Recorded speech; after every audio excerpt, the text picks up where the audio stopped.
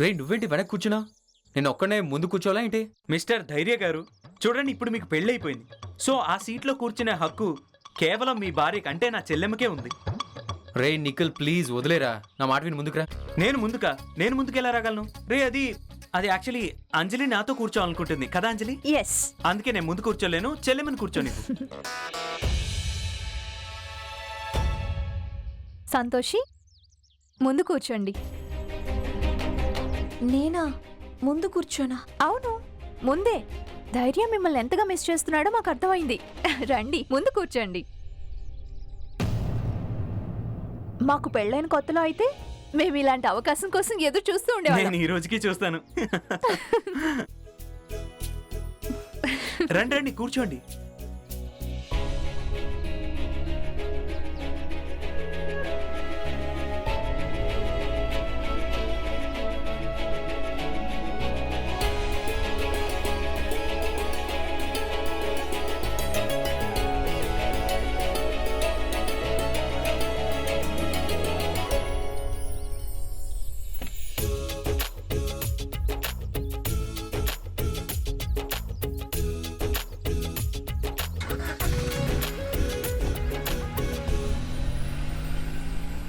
రే బాబు, పూజ బాగా చేసుకోండి, సంతోషిని జాగ్రత్తగా చూసుకోనన్నా.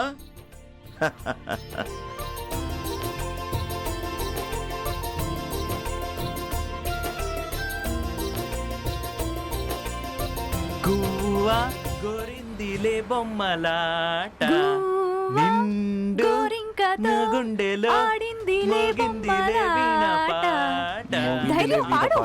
నిండు నా గుండెలో మ్రోగిందిలే వీణ పాట. ఆడుకో నీ జంట సంతోషి నువ్వు కూడా పాడు. ధైర్య, చెల్లెం ఎందుకు ఇంత డల్ గా ఉంది? నువ్వైనా తనకు చెప్పరా మనతో కలిసి పాట పాడమని?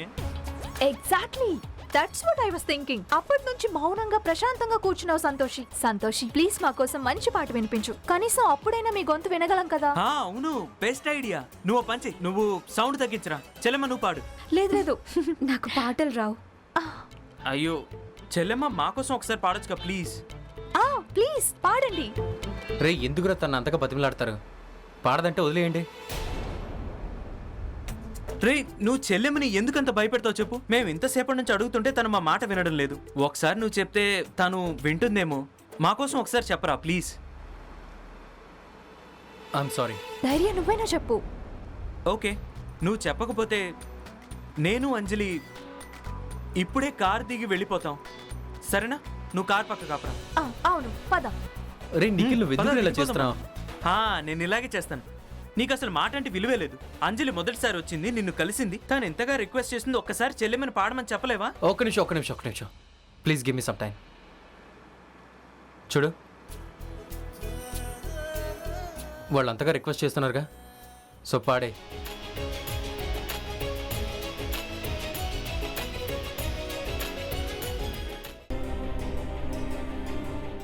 ఈ జబ్బుకి ఏదో ఒక చికిత్స అయితే ఉంటుంది కదా. బజారులో మందు దొరుకుతుందేమో, దాన్ని రాసుకుంటే తగ్గిపోతుంది. నేను ఇంట్లో ఉండను, కానీ ఇంటి వెనక ఉంటానులేండి. ఎవరి ముందుకు కూడా రాను.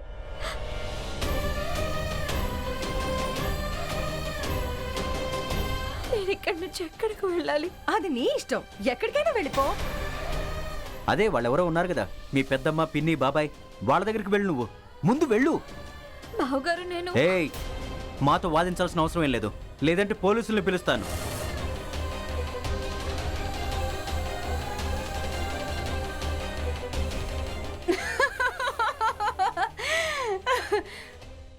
అలానే నేను వెళ్ళొస్తాను. కాకపోతే నాకు లోపలున్న నా బ్యాగ్ కావాలి. సంతోషి మాత ఫోటో ఉంది అందులో. ఒక్క నిమిషం, నువ్వు లోపలికి రావాల్సిన అవసరం లేదు. నేను నీ సామాన్లు తెప్పిస్తాను.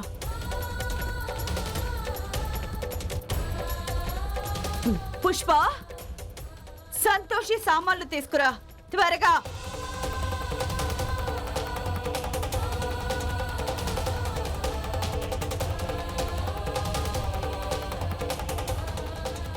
ట్రీట్మెంట్ చేయించుకొని తగ్గిన తర్వాతే ఇక్కడికి రా, అర్థమైందా?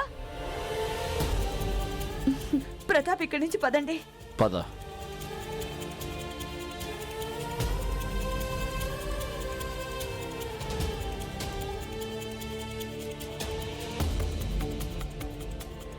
అయ్యో నువ్వు ఆగమ్మా. కాక తాకొద్దు కాక, నాకు అసలు ఏ జబ్బు వచ్చిందో తెలీదు. బహుశా ఈ జబ్బు అంటుకుంటుందేమో. నేను అస్సలు అజాగ్రత్తగా ఉండలేను. నేను దూరంగా వెళ్ళటమే మంచిది. ఎందుకంటే ఆంటీకి ఈ మధ్యనే నయమైంది. నా వల్ల మళ్ళీ ఎలాంటి సమస్యలు రావటం నాకు ఇష్టం లేదు. నీలో గల ధైర్యానికి, నీ ఆత్మవిశ్వాసానికి హద్దులే లేవు తల్లి.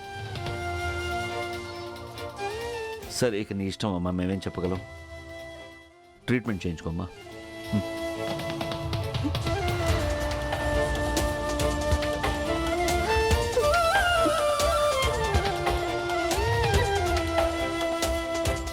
వెళ్ళొస్తాను.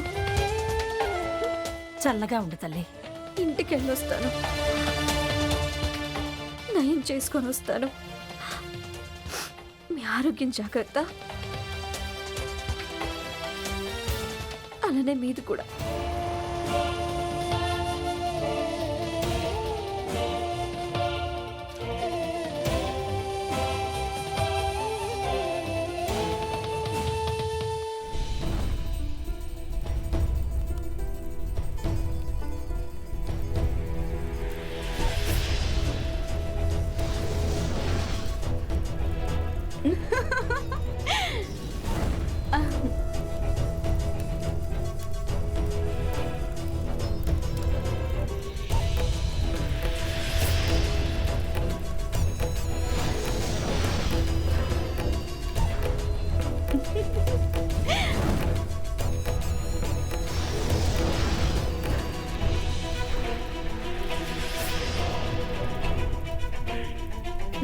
దేవి సంతోషి భక్తురాలు సంతోషి.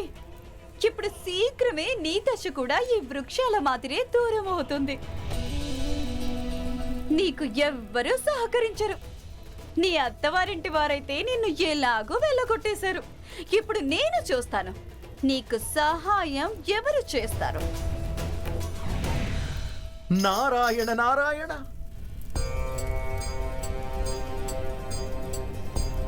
దేవి పౌలమి, ఒక్క క్షణం ఆగండి దేవి పౌలమి. ఏంటి మీరు చేస్తున్నది? ఈ విధంగా వృక్షాలను నాశనం చేయడంలో అర్థమేంటి దేవి పౌలమి? నారాయణ నారాయణ. దేవర్షి, ఇంకొకరి బాధ చూసి నాకు అమితంగా సంతోషం కలుగుతుంది. ఇప్పుడు మీరే స్వయంగా చూడండి. సంతోషి మాత ప్రియతమ భక్తురాలు సంతోషి ఎంత కష్టం అనుభవిస్తుందో. ఆమె స్థితి ఏమైందో చూసారుగా. ఆమె అత్తింటి వాళ్ళు ఆమెను వెళ్ళగొట్టేశారు. ఇప్పుడు ఆమె అక్కడి నుంచి తన పుట్టింటికి వెళ్తోంది. నారాయణ నారాయణ. దేవి పౌలమి, ఒక స్త్రీ తల్లిదండ్రుల ఇల్లు ఆమె వివాహమైనప్పటికీ ఆమెదే అవుతుంది. ఒకవేళ ఆమె వివాహమైన తర్వాత ఆ ఇంటికి వెళ్తుంటే ఇందులో ఆశ్చర్యపోవడానికే ఉంది. నారాయణ నారాయణ. దేవర్షి, ఎవరు ఏమన్నా కూడా ఓ స్త్రీ వివాహమైన తర్వాత ఒక ఆడదాని అసలు ఇల్లు ఆమె అత్తారిల్లే అవుతుంది. అత్తారింటి నుంచి వెళ్ళగొట్టబడిన స్త్రీకి ఆమె పుట్టింట్లో ఎలాంటి స్థానము ఉండదు. దేవర్షి సతీదేవి పుట్టింట్లో ఆమెకు స్థానం దక్కనప్పుడు సంతోషి పుట్టింట్లో ఆమెకు స్థానం ఉంటుందా? ఇది అసంభవం కదా దేవర్షి. నన్ను ఎలా ఎర్ర ఎర్ర కురుపులు వచ్చాయో బాగా మండుతోంది. వాళ్ళు చూడగానే భయపడ్డారు. అందుకే నేను మా ఇంటికి వెళ్తానని చెప్పొచ్చాను, ఇక్కడికి వచ్చి చికిత్స చేయించుకుందామని. ఓరి భగవంతుడా, ఇలాంటి రోగంతో ఇక్కడికి వచ్చావేంటి?